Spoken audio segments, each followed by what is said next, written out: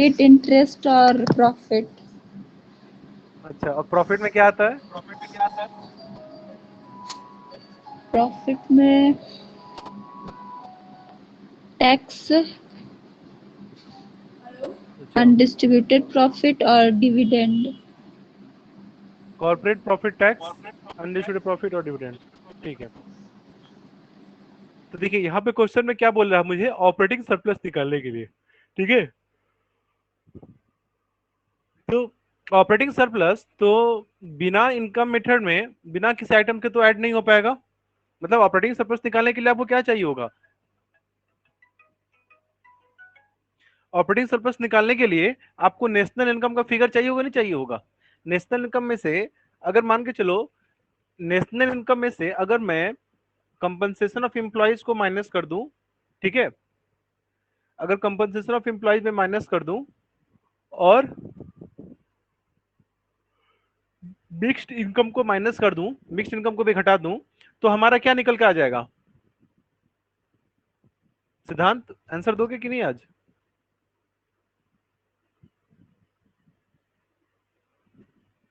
चलो कोई बात नहीं, रिवाइज मैं कर कह रहा लो हूं पेपर अगर पर, वेट कीजिए। अच्छा, नेशनल इनकम में से अगर मैं मिक्स्ड इनकम को घटा दूं और मैं कंपनसेशन ऑफ एम्प्लॉयज को घटा दूं, तो ऑटोमेटिकली मेरा क्या निकल के आ जाएगा? Operating surplus. ठीक है, तो यहाँ पे हमको पहले क्या निकालना होगा? नेशनल इनकम निकालना होगा। ठीक है, तो देखो यहाँ पे क्या दिया हुआ है, जीडीपी एट एमपी दिया हुआ है हमें, जीडीपी एट एमपी है ना हमारे पास। तो जीडीपी एट एमपी में से मैं क्या करूंगा, अगर मैं जीडीपी में से देखो, कंजम्पशन ऑफ फिक्स्ड कैपिटल दिया है जिसको हम क्या कहते हैं, डेप्रिसिएशन। तो अगर जीडीपी में से कंजम्पशन ऑफ फिक्स्ड कैपिटल घटा दूंगा तो हमारा क्या निकल के आ जाएगा? NDP at MP. ठीक है, और एनडीपी एट एमपी पर चूंकि ये हमें कौन से मेथड पर हम बना रहे हैं, ये ऑपरेटिंग सरप्लस किस मेथड में आएगा? हेलो, आंसर दो। ऑपरेटिंग सरप्लस किस मेथड में आएगा? इनकम और मेथड इनकम में। मेथड। इनकम मेथड से नेशनल इनकम किस पर आता है, एमपी पर आता है या एफसी पर आता है? सिद्धांत, रितेश? और एमपी। गलत, एफसी पर आता है। एमपी पे वैल्यू एडेड मेथड और एक्सपेंडिचर मेथड से आता है। ठीक है, इनकम मेथड से वैल्यू हमेशा किस पर आती है? एफसी पर आती है। तो इसका मतलब तुमको टैक्स और सब्सिडी का एडजस्टमेंट भी करना पड़ेगा, हाँ या ना? अभिषेक और क्या नाम है उसका, सालू, ये न्यूमेरिकल क्वेश्चंस बिहार बोर्ड में शायद ही आता है। ठीक है, ना के बराबर ही आता है। तो अगर बुक नहीं है तो इसका स्क्रीनशॉट ले लेना या क्लास में बैठ के लिख लेना। तुम लोग बुक में क्वेश्चन होगा भी नहीं शायद ऐसे क्वेश्चंस। ठीक है, पास्ट ईयर में कभी आया नहीं आज तक। तो देखिए यहाँ पे हम क्या करेंगे, पहले जीडीपी एट एमपी में से क्या घटा देंगे? कंजम्पशन ऑफ फिक्स्ड कैपिटल, उससे क्या निकल जाएगा? NDP at MP. लेकिन इनकम मेथड है, इनकम मेथड से एफसी पे जाएगा, तो एमपी से हमें किस पे जाना पड़ेगा? एफसी पे जाना पड़ेगा। उसके लिए हम क्या करेंगे, माइनस इनडायरेक्ट टैक्स और प्लस सब्सिडी कर देंगे। तो हमारी वैल्यू किस पर आ जाएगी? एन एनडीपी एट एमपी पर आ जाएगा। ठीक है,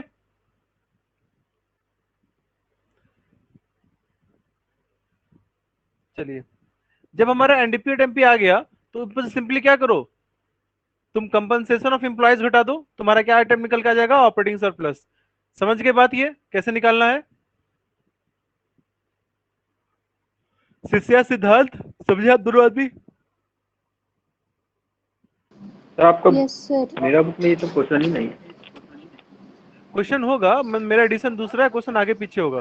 तुमको ये वैल्यू देख के देखना पड़ेगा। अभी तुम छोड़ दो उसको, अभी जो मैं बता रहा हूँ ना उसका स्क्रीनशॉट लेके सेव कर लो। ठीक है, बाद में क्वेश्चन खोज लेना। 300 200 100 क्वेश्चन आगे पीछे होगा। चलो, अब अगला क्वेश्चन देखो क्या कह रहा है हमें, net value added at factor cost. ठीक है, क्या निकालने के लिए बोला है? Net value added. जो जो तुम्हारा फॉर्मूला था ग्रॉस वैल्यू एडेड का था, जो वैल्यू एडेड मेथड फॉर्मूला है वो किस पे देता है? ग्रॉस वैल्यू एडेड है। ठीक है, और वो भी एमपी पर है, और आपको किस पे जाना है? एफसी पे जाना है, नेट वैल्यू। तो इसका मतलब डिप्रिसिएशन और इनडायरेक्ट टैक्स का एडजस्टमेंट करना पड़ेगा आपको। ठीक है, तो वैल्यू एडेड का फॉर्मूला क्या था? Sales plus delta stock minus intermediate consumption. ठीक है, तो देखो सेल्स हमको दिया हुआ है। ठीक है, सेल्स कितना हुआ? 800। ठीक है, अब तुम्हारे सामने में आ रहा है एक्सपोर्ट। देखो एक्सपोर्ट मतलब क्या होता है कि सामान भेजे, सामान दूसरे देश में बेच रहे हो ना, एक्सपोर्ट का मतलब, हाँ या ना? एक्सपोर्ट करने मतलब क्या होता है कि Yes, sir. दूसरे देश में सामान बेचा। लेकिन जब फिगर आपको सेल्स का दे देता है, तो सेल्स में जितने भी तरीके के सेल्स होगा वो सारे आइटम्स इसमें क्या हो जाते हैं, इंक्लूड हो जाते हैं, ठीक है। तो हम अलग से एक्सपोर्ट का कोई एडजस्टमेंट नहीं करेंगे, डेप्रिसिएशन एडजस्ट होगा, सब्सिडी एडजस्ट होगा, क्लोजिंग स्टॉक और ओपनिंग स्टॉक दिया ये भी एडजस्ट होगा, ठीक है। इंटरमीडिएट परचेज एडजस्ट होगा, इंपोर्ट ऑफ रॉ मटेरियल ये हमारे किसी काम का नहीं है। हम क्या करेंगे, सेल्स माइनस इंटरमीडिएट कंजम्पशन कितना है 500 plus delta stock closing stock minus opening stock, तो 20 माइनस 50 माइनस 30 हो जाएगा, 800 माइनस 30 माइनस 500, तो कितना आंसर आ गया, 270 लाख रुपए, ठीक है। तो ये क्या निकल के आया, ये ग्रॉस वैल्यू एडेड आया, किस पे, ये आया एमपी पे। और मुझे क्या निकालना है, नेट वैल्यू एडेड निकालना है, और वो भी किस पे होना चाहिए, एफसी पे होना चाहिए। तो मुझे उसके लिए क्या करना होगा, ग्रॉस की वैल्यू में से डिप्रिसिएशन घटाना होगा, plus indirect tax, sorry minus indirect tax plus subsidy. तो इनडायरेक्ट टैक्स क्वेश्चन में दिया हुआ है नहीं, हमको सब्सिडी दिया हुआ है, सब्सिडी क्या हो जाएगा, प्लस हो जाएगा, ठीक है। तो आपकी वैल्यू क्या आ जाएगी, NDP at MP, net value added at MP आ गई, ठीक है। चलो अब यहां पर देखो क्या कह रहा है, calculate gross fixed capital formation, ठीक है। देखो ग्रॉस फिक्स्ड कैपिटल फॉर्मेशन होता है और एक होता है नेट कैपिटल फॉर्मेशन। तो डिफरेंस किसका है, डिप्रिसिएशन का ही है, ठीक है। तो अच्छा मैंने किसका नाम, ये कैपिटल फॉर्मेशन किस फॉर्मूला में आएगा शिष्या, शिष्य आंसर दो, कैपिटल फॉर्मेशन किस फॉर्मूला में आएगा, एक्सपेंडिचर मेथड में, एक्सपेंडिचर मेथड में आएगा ये, ठीक है। किसमें आएगा ये, एक्सपेंडिचर मेथड में आएगा। एक्सपेंडिचर मेथड का फॉर्मूला क्या था, एक्सपेंडिचर मेथड था पहला, private final consumption expenditure plus government final consumption expenditure, ठीक है, प्लस ग्रॉस क्या था उसका क्या नाम था, कैपिटल फॉर्मेशन था तुम्हारा, ठीक है, जिसको इन्वेस्टमेंट एक्सपेंडिचर भी कहते हैं, नाम याद आया अब, इन्वेस्टमेंट एक्सपेंडिचर भी था यहाँ पे, ठीक है। तो अब क्या करेंगे हम यहाँ पे निकालने के लिए, सिंपली क्या करा, ग्रॉस फिक्स कैपिटल फॉर्मेशन को निकालो तुम। तो इसको निकालने का सिंपल तरीका ये है, आपको जीडीपी अगर वैल्यू दिया हुआ है तो क्वेश्चन में क्या हमको जीडीपी दे रहा है, देखो net factoring from gross domestic product at market price, तो बिल्कुल सही है, इसमें कुछ। अब इस ग्रॉस डोमेस्टिक कैपिटल फॉर्मेशन में और मुझे क्या पूछ रहा है, ग्रॉस, इसका मतलब ग्रॉस ग्रॉस सेम है, तो डिप्रिसिएशन एडजस्ट नहीं करना पड़ेगा हमको यहाँ पे, ठीक है। हम सिंपली क्या करेंगे, प्राइवेट फाइनल कंजम्पशन एक्सपेंडिचर को घटा देंगे, गवर्नमेंट फाइनल कंजम्पशन एक्सपेंडिचर को घटा देंगे, ठीक है, नेट एक्सपोर्ट्स को घटा देंगे, ठीक है। और यहाँ पे तुमको क्या बोला है, ओपनिंग स्टॉक और क्लोजिंग स्टॉक भी दिया हुआ, ठीक है। तो एक बात बताओ, इन्वेस्टमेंट एक्सपेंडिचर जो था तुम्हारा वो कितने टाइप का होता है, रितेश आप बताओगे, इन्वेस्टमेंट एक्सपेंडिचर कितने टाइप का होता है,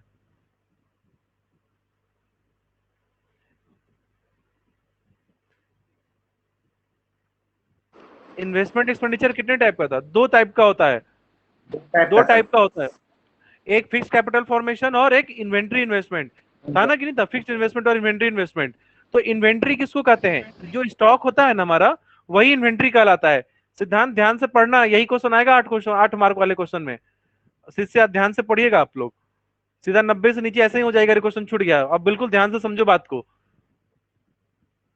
चलो मैं स्क्रीन शेयर करता हूं दूसरे तरीके से, शेयर माय स्क्रीन।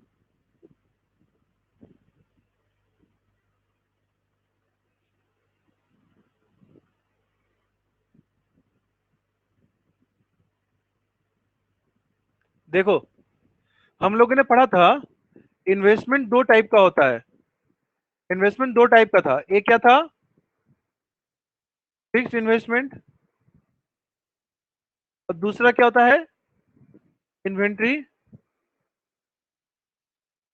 इन्वेस्टमेंट, ठीक है। अब इन्वेंट्री इन्वेस्टमेंट कितने टाइप का होता है, और टाइप का नहीं होता, इन्वेंट्री इन्वेस्टमेंट में क्या होता है कि तुम्हारे स्टॉक में होने वाला चेंज, तो स्टॉक कितने टाइप का होता है, क्लोजिंग स्टॉक और दूसरा ओपनिंग स्टॉक, ठीक है, क्लोजिंग स्टॉक और ओपनिंग स्टॉक। तो इसका भी तो चेंज क्या होगा, तो इसका चेंज को निकालने के लिए हम क्या करते हैं, डेल्टा इन्वेस्टमेंट निकालते हैं, ठीक है।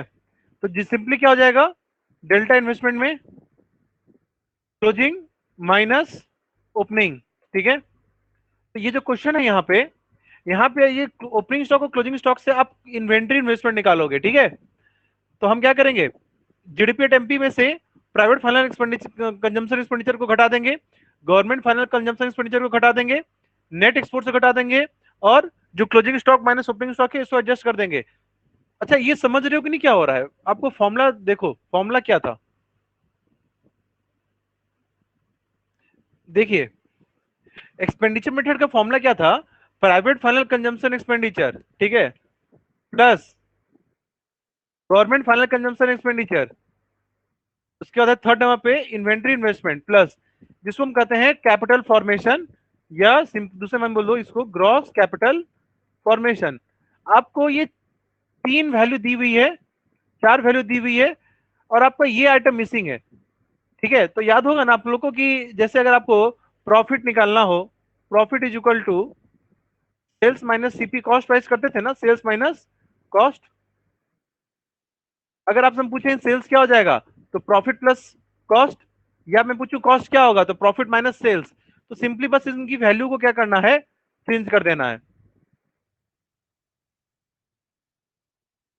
तो क्वेश्चन में हमको क्या करा है, ग्रॉस फिक्स्ड कैपिटल फॉर्मेशन निकालो, ठीक है। तो हम क्या करेंगे, जीडीपी एट एमपी में से क्या घटा देंगे, ये सारे आइटम्स को घटा देंगे, तो हमारा क्या निकल के आ जाएगा, ग्रॉस फिक्स्ड कैपिटल फॉर्मेशन। आप लोग समझ रहे हो कि नहीं सिद्धांत, शिष्या? Yes sir. नहीं नहीं, मजाक नहीं, सीरियसली समझ रही हो कि नहीं? यस सर, मतलब ये हाँ, समझ में आ गया। जबरदस्ती का नहीं हंस करो ना। नहीं नहीं सर, सिद्धांत, समझ में आया। सिद्धांत यस यस फॉर्मूला समझ में आ रहा है ना? मतलब ये स्टेप्स कैसे निकालेंगे, ये बात समझ में आ गया ना आपको? Yes yes. ठीक है, याद रखना ये जितने भी वैल्यू है ना तुम्हारे, ग्रॉस वैल्यू निकालते हैं, जो तुम्हारा सिवाय इनकम मेथड के, याद रखना इनकम मेथड एक एक्सेप्शन है तुम्हारा, इनकम मेथड से एनडीपी आता है डायरेक्ट, ठीक है, उसे ग्रॉस वैल्यू नहीं आता है। ग्रॉस वैल्यू किसे आता है, ग्रॉस वैल्यू किसको कहते हैं, जीडीपी को एट एमपी। ये किन की मेथड से आता है तुम्हारा, वैल्यू एडेड से और एक्सपेंडिचर मेथड से। इससे क्या वैल्यू निकलती है तुम्हारी, ग्रॉस वैल्यू निकल कर आती है, ठीक है। तो जैसे इस क्वेश्चन हम क्या करेंगे, एक्सपेंडिचर मेथड को कि जब हम क्या लिख देंगे, GDP at MP is equal to क्या हो जाएगा, private consumption expenditure plus government consumption expenditure plus gross capital formation plus net exports, ठीक है। और यहाँ पे आपको इन्वेंट्री इन्वेस्टमेंट भी दिया हुआ है, तो इसमें हम प्लस इन्वेंट्री इन्वेस्टमेंट को ऐड कर देंगे। बाकी अब हमको जीडीपी दिया हुआ है, तो हमको ये आइटम मिसिंग है, ग्रॉस कैपिटल वाला वैल्यू हमको मिसिंग है, तो हम क्या करेंगे, सारे आइटम्स को इधर भेज देंगे, तो सारे माइनस हो जाएंगे, आंसर हमारा निकल कर आ जाएगा। चलो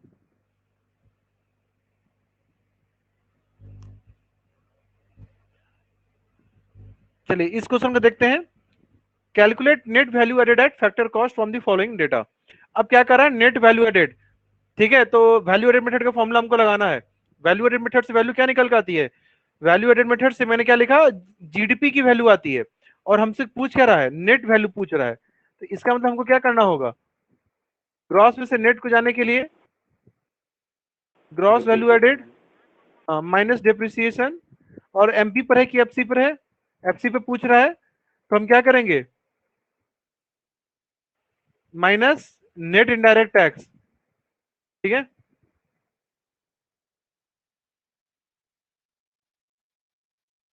चलो समझ के बाद, तो ग्रॉस की वैल्यू कितनी दी हुई है क्वेश्चन में, देखते हैं क्या क्वेश्चन में क्या क्या वैल्यू दिया हुआ है। देखो क्वेश्चन में हमको ग्रॉस ऐसे दिया हुआ नहीं है, ठीक है, हमको क्या दिया है, सेल्स दिया है, ठीक है। तो हम ग्रॉस की वैल्यू निकालेंगे, ग्रॉस वैल्यू क्या होता है, gross value added is equal to क्या हो जाएगा, सेल्स प्लस डेल्टा स्टॉक, ठीक है, माइनस इंटरमीडिएट कंजम्पशन, समझे कि नहीं समझे? तो सेल्स की वैल्यू कितनी दी हुई है? 200, ठीक है। चेंज इन स्टॉक दिया है क्या क्वेश्चन में? यस दिया है चेंज इन स्टॉक, और इंटरमीडिएट कंजम्पशन भी है। तो सिंपली तीनों को जोड़ दो तो तुम्हारी ग्रॉस वैल्यू आ जाएगी, ठीक है। अब हमको नेट वैल्यू निकालना है, तो ग्रॉस से नेट निकालने के लिए हम क्या करेंगे? सिंपली इनडायरेक्ट टैक्स को माइनस कर दो, बाकी सब्सिडी तो दिया हुआ है नहीं क्वेश्चन में आपको। अब देखो यहाँ पे एक और चीज देखो, एक्साइज ड्यूटी भी बोला और इनडायरेक्ट टैक्स भी बोल रहा है। तो याद रखना, जब भी हम इनडायरेक्ट टैक्स बोलते हैं उनमें जितने भी तरीके का टैक्स होता है, मान के चलो कि क्वेश्चन में इनडायरेक्ट टैक्स भी दे दे टोटल, और बोल दे कि जीएसटी भी है, तो इनडायरेक्ट टैक्स में वो जीएसटी की वैल्यू पूरी तरीके से एडेड है, ठीक है।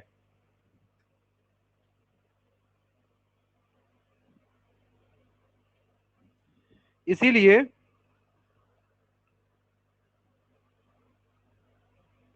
इसीलिए हम क्या करेंगे, सिर्फ इनडायरेक्ट टैक्सेस को ही एडजस्ट किया जाएगा, ठीक है। चलो अब ये क्वेश्चन देख रहे हो, 12 आइटम है, 13 आइटम, ऐसे क्वेश्चन आते हैं एग्जाम में। देखिए अब यहाँ क्या कर रहा है, क्रॉ calculate GNP at FC. Question क्या बोला है? GNP at FC. तो इनकम मेथड से तो आपका वैल्यू क्या निकलता है? वो तो आपका एनडीपी निकलता है, ठीक है। एनडीपी से ग्रॉस पे जाना है, तो एनडीपी से ग्रॉस पे जाने के लिए हम क्या करेंगे, जैसे यहाँ जीएनपी है, निकलना क्या है? एनडीपी। तो देखो पहले जी और एन का डिफरेंस है, तो ग्रॉस है, हमको नेट की वैल्यू आ रहा है, हमको ग्रॉस निकालना है, तो डिप्रिसिएशन ऐड हो जाएगा, ठीक है।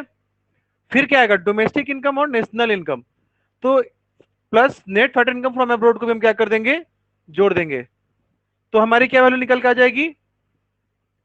GNP at FC. और इनकम मेथड से वैल्यू हमेशा एफसी पर आता है, ये भी जानते हैं, तो टैक्स का एडजस्टमेंट इसलिए नहीं करेंगे इसमें हम, ठीक है। तो देखो यहाँ पे तो सिंपली इनकम मेथड वाला क्वेश्चन आसान है, क्योंकि इसमें आपको बस देखो, इनकम मेथड में अगर हम compensation of employees plus operating surplus, जिसमें रेंट इंटरेस्ट प्रॉफिट होता है,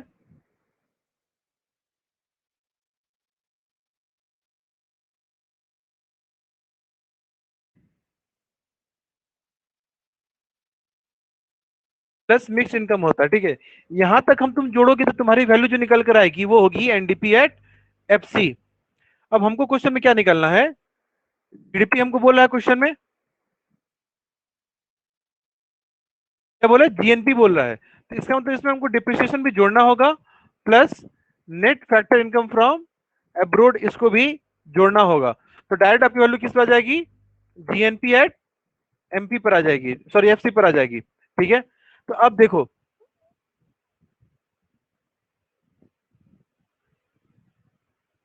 देखिए यहाँ पे कंपनसेशन ऑफ एम्प्लॉयज दे दिया है, तो इसको जोड़ेंगे। कंपनसेशन प्राइस दे दिया, इसके बाद क्या देखो, इसके बाद हमको ये देखना है कंपनसेशन ऑफ एम्प्लॉयज, और इसके अलावा ऑपरेटिंग सरप्लस। अब ऑपरेटिंग सरप्लस देखो, रेंट इंटरेस्ट और प्रॉफिट। अच्छा यहाँ पे देखो रेंट भी दे दिया है, डिविडेंड भी दे दिया है, प्रॉफिट भी दे दिया है। तो शिष्य एक बात बताओ, प्रॉफिट के अंदर डिविडेंड तो आ ही जाता है ना शिष्य? प्रॉफिट के अंदर तो डिविडेंड ऑलरेडी एडेड है ना, तो डिविडेंड ऐड नहीं करेंगे, ध्यान देना इस बातों पे। तो रेंट इंटरेस्ट और प्रॉफिट, इन तीन आइटम को हम अलग कर से ऐड कर देंगे, तो क्या निकल जाएगा? ऑपरेटिंग सरप्लस, ठीक है। अब क्वेश्चन में है मिक्स्ड इनकम, तो मिक्स इनकम हमको दिया नहीं है क्वेश्चन में, तो इसको इग्नोर कर देंगे, ठीक है। अब तुमको डिप्रिसिएशन ऐड करना होगा, तो तुमको यहाँ पे consumption of fixed capital he depreciation कहलाता है, तो ये 100 का फिगर भी ऐड हो जाएगा। इसके बाद तुमको क्या ऐड करना होगा? Net factor income from abroad. तो यहाँ पे नेट फैक्टर इनकम फ्रॉम कितना दिया हुआ? -50। तो क्या लिखोगे आप? प्लस -50, जिससे ये माइनस प्लस माइनस माइनस हो जाएगा, और 50 को क्या करना है? घटा देना है। यहाँ देखिए क्वेश्चन में 1850 था, फिर यहाँ देखो प्लस -50 प्लस तुम्हारा डेप्रिसिएशन, और ये तीन आइटम जिससे ऑपरेटिंग सरप्लस निकल कर आएगा उसको यहाँ पे ऐड कर दिया गया। मैं काम करूंगा, मैं ये जो लेक्चर्स है ना इसका ऑफलाइन रिकॉर्डिंग ही दे दूंगा, ठीक है। 3-3 4-4 क्वेश्चन करके आप लोग अब सॉल्व करना, क्योंकि एक एक क्वेश्चन में टाइम बहुत ज्यादा जाएगा। तो कल या परसों के लेक्चर में नया टॉपिक स्टार्ट करेंगे, और आप जितने भी सीबीएसई बोर्ड का क्वेश्चन है वो लोग सॉल्व करो क्वेश्चन को, ठीक है। तुम लोग डिस्कस होगा उसको क्लास टाइम पे डिस्कस कर लिया करेंगे, ठीक है।